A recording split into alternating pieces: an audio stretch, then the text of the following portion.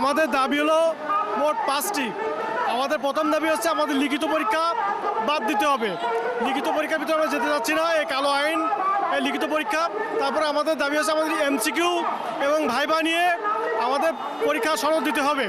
তারপরে আমাদের 5 মার্ক রাখতে হবে, 40 মার্ক, এবং কোনো নেগেটিভ মার্ক থাকবে না। এটাই আমাদের মৌলিক দাবি। বার কাউন্সিলকে নিয়ন্ত্রণ করবে, জুডিশিয়ারির অধীনে আমরা কোনো পরীক্ষা দিতে চাই না। এটা স্বায়ত্তশাসিত প্রতিষ্ঠান, স্বতন্ত্র প্রতিষ্ঠান। আমরা বার কাউন্সিলের অধীনে পরীক্ষা চাচ্ছি।